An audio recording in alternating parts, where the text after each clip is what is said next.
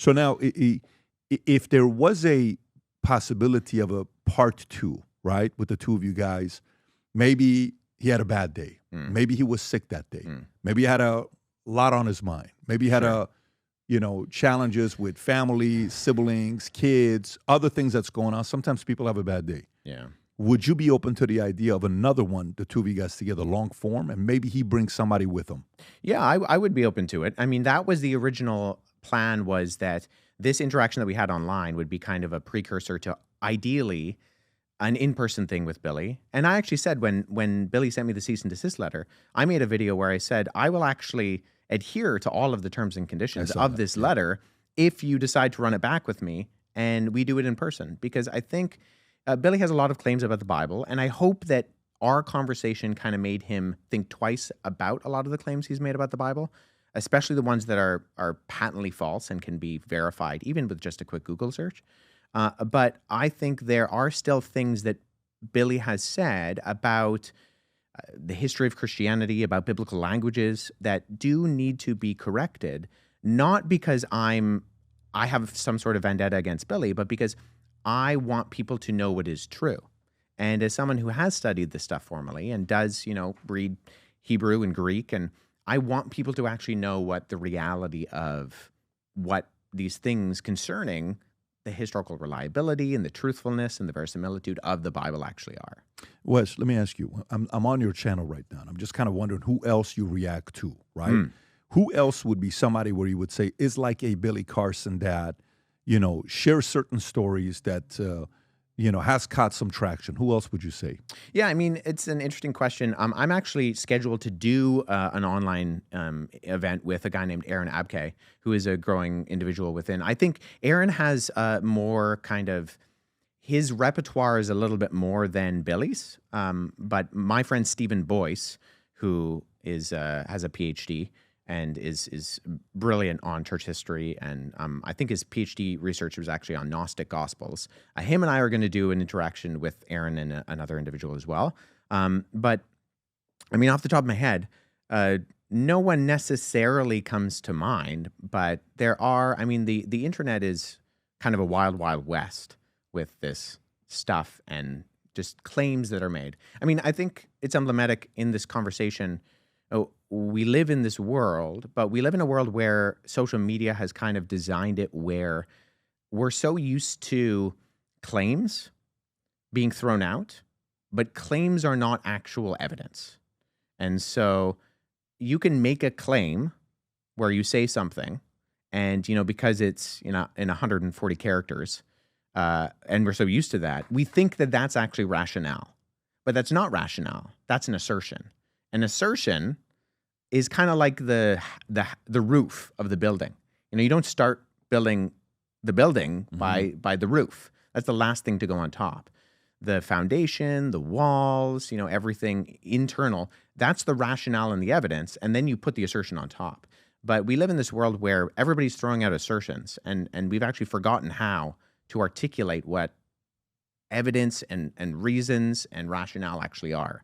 So that's what we see online. I mean, a question about, I remember back in the days when a friend of mine who we went to high school with, I go to the Army, I come out. This is a guy that was a PCP guy, troublemaker. All of a sudden, he's no longer cursing. He's not drinking. He's not going to the clubs. I said, what's going on with you? And him and I both had a 1.8 GPA in high school. Both of us troubled teenagers. We were just, we had a hard time. And I went to the military. He went a different route. And he says, Pat, I found Jesus. I said, you found who? He says, I found Jesus. I said, there's no way you found Jesus. He said, I found Jesus. I'm laughing at him, thinking what do you mean you found Jesus? He said, well, what are you doing next Friday? I says, I'm at the club. What are you doing next week? You want to go to the club? Let's go. He said, no, I want to take you to a different club. What's that? Church of the Paznaz of Pasadena, California. I'm like, oh, give me a break, dude. I'm not in. I'm busy. And he keeps trying. Finally, I go on a Friday night. And it's a Bible study with 5 of us from 6 to 2 o'clock in the morning, okay, Friday night. And we start kind of going through this process. And the teacher was a guy that knew a lot about philosophy, so he can go philosophy. He can talk maybe on the philosophy side, on the business side, and he can talk on the spiritual side. So different religions, denominations, what questions you got? What are you struggling? What are you battling with? And it was very interesting to see. You got the FAQs that you go through, typical objections that have come up about, why if God is real, how can he have something like this happen? How can let so many innocent, the most innocent objections, like in every business, there's innocent objections that comes up. And then eventually it gets deeper and deeper and deeper and deeper. And only somebody that went to school and maybe has studied this like for many, many years, then realizes, okay, now you're asking some real heavy questions that we got to sit there and process with. How many people you think of somebody that went to school and got their, degree from certain universities that we have in America could have sat down with Billy and not exposed, but revealed the number of leaks in his arguments? How many people would be able to do something like that? Somebody that studied theology. Oh, I think quite a few. And what's that number like? Is it in the tens of thousands? Was it things that was not level of depth that anybody could have overcame? That's 100%. Okay. Yeah. I don't think that the accusations that Billy was making, they're not unusual in the sense of, and I'm not really sure where Billy got a lot of the arguments that he actually articulates from, because like I said, Wikipedia articles could debunk him. Like you look on, he uses something like the Gospel of the Holy 12 for his evidence. Well, the Gospel of the Holy 12 on the Wikipedia article will tell you this is a 20th century forgery. Like we don't have any evidence before the 20th century. It was designed by a group that was trying to prove that Jesus was a vegetarian. But it's not a historical document. And so if we're going off of something like the Gospel of the Holy 12 or the Gospel of Barnabas, which is the one he uses for the denial of the crucifixion. Let's go through one of them. Let's start with the first one, Rob, if you want to go to that. So the Gospel of the Holy 12. Yeah. So there you go. So the Gospel of the Holy 12, first serialized in the Lindsay and Lincolnshire Star newspaper between July 30th, 1898 and March 10th, 1901. Presents vegetarian versions of traditional teachings and events described in the canonical New Testament. So this isn't something that has historical provenance. So it's not something that has kind of a paper trail going back into the ancient world. There are ancient apocryphal documents that you could capitalize on. Gospel of Thomas, Gospel of Peter, but this is not one of them. So to choose this as your document to prove something,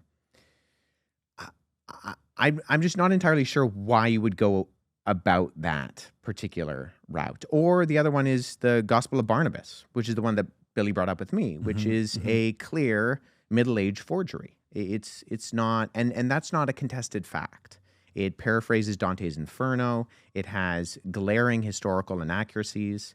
It has geographical mistakes. It says that Jesus is the Messiah, but he's not the Christ, indicating that the author had no idea what those two words meant and that they were the same words in different languages. So do you actually try to go, when you hear him say these things, let me see where he got these things from?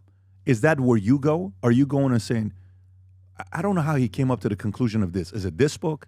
Is it this fiction book? Did you go that route yourself, or how do you try to break down his arguments? Yeah, I think it's a both-and situation. I think Billy's unusual in that he has brought forward arguments that I've never seen before. So usually you get kind of the typical arguments that are repeated, and sometimes it's repeated ad nauseum. Accusations of the Council of Nicaea in 325, inventing the books of the Bible as the canon of Scripture. That's the sort of Da Vinci Code-esque argument. And you can trace where the paper trail of that goes to, because you can see that Dan Brown in the Da Vinci Code got it from a previous book called Holy Blood and Holy Grail, and Holy Blood and Holy Grail appears to have got it from Voltaire, who used a document called the Synodicon Vetus. So there's actual links to where, okay, this is a false statement, but where's the false statement coming from? Right. And you can see the dots and connect them. With something like using the Gospel of the Holy 12 or the accusation that Billy uses for the Sinai Bible, Codex Sinaiticus, denying the crucifixion, I think I can come up with a theory as to how he developed that, which is based on a misunderstanding of a textual variant at the end of the Gospel of Mark that is in Codex Vaticanus. Or sorry, not Codex Vaticanus, Codex Sinaiticus. But to then repeat this constantly and say that the crucifixion isn't in the Codex Sinaiticus entirely, I'm not sure why he would go about that or where kind of the reasoning came from. As far as I can tell, a lot of these are original to Billy, and they sound sensationalistic, and a lot of people don't have the repertoire or the background to know what something like Codex Sinaiticus is. And so when he's throwing that out to you, or he's throwing that out to Andrew Schultz, or he's throwing that out to Joe Rogan, it's not in your like categories of information that you just kind of have off the top of your head. So you just kind of take it at face value, right? But if you take a seminary Greek class, it wouldn't be unusual to even open up Codex Sinaiticus, because it's all digitized. You can go to codexsinaiticus.org and see the document and actually practice translating some Greek from Codex Sinaiticus, because it is a prominent Greek manuscript. So it's a combination of a few things where you have certain arguments that are repeated, often enough and loud enough online that they kind of, people in their minds, it becomes true. And then you have other arguments that are more novel. And I find Billy's arguments are more novel than they're not. He does kind of throw in the, Vatican is behind everything, and the Council of Nicaea and the books of the Bible, and Constantine is another one that kind of gets pegged on Constantine for some reason. But there are other things, like a lot of what he talked about with you, that I think are, as far as I can tell, Billy originals. Billy originals. I think so. In as far as meaning nobody else talked about it. It's just his own assumption that I think this is what's going on, or the way that they're formulated. So I think like Muslims have capitalized on the Gospel of Barnabas, because the Gospel of Barnabas appears to actually have been influenced by Islam in the Middle Ages and uses some sort of typical later Islamic arguments from the Middle Ages and does deny the crucifixion. So it has been capitalized on that way. But the way that it's been used by someone like Billy, I think at minimum it's novel, because I haven't seen it in the same way that Billy has articulated it. And did you know how sometimes you see someone and they, like in football, this guy was an assistant coach under this coach. Anyway, I don't know if you're a sports guy. This guy was an assistant coach under the other coach. So he's come through these two lineage. And that guy's a run offense. This guy's a defense. So I kind of know what his schemes are going to be when he's going to be playing against me, because that's who taught him, right? Okay, I'm playing against these two coaches. So when you're prepping for it, you're watching tape, this is kind of how you do it. Were you able to find out who was his teacher that gave him this? Were you able to figure that part out when you're speaking with him? No, not necessarily. Okay, got it. Yeah, I wonder, because, when you and I were talking offline, a part of my, when I interviewed him, and we had him on a podcast at one time, and I asked him the question about what happened to you as a youth. What happened? Did you have a bad experience for you to kind of get to this point? Did somebody disappoint you? Did somebody hurt you? Did something happen here where you automatically became super skeptical about all the stuff that's going on? Because what causes someone to get here? Is it just success, money? Is it just eyeballs? Is it just accolades and recognition? Or is it, I'm going to get even to a person like this? That's what I was wondering. I want to know when he made the claims, and he said Jesus is an alien. Right. How was that for you when you heard that? I mean, it's a non-falsifiable claim. You can't prove or disprove that Jesus was an alien. I can prove a lot of things I think about the historical Jesus, but claims about aliens are claims that have no falsification. So they're kind of perfect for conspiratorial arguments, because they have no ability to be debunked or to be proven or disproven. So in terms of what do I think of that? I don't know. Jesus wasn't an alien. So, of what we know about what Jesus was. And I think this gets to the heart of the issue in terms of, I can't speak to trying to get into Billy's head or psychologizing why he does something. But at the end of the day, I am two things, right? I am an aspiring biblical scholar and historian, and I am a Christian. And so I'm very concerned with a good history and articulating and using proper methodologies to derive good history.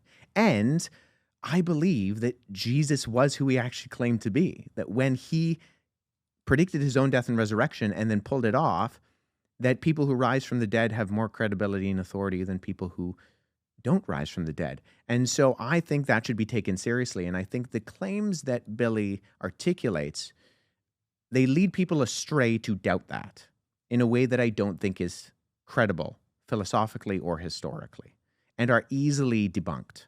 And so my first priority is, okay, I want people, when I make a video, any video, a response video, or, when I'm talking about manuscripts on my Instagram page or whatever it is, different levels of kind of nerdy on that scale.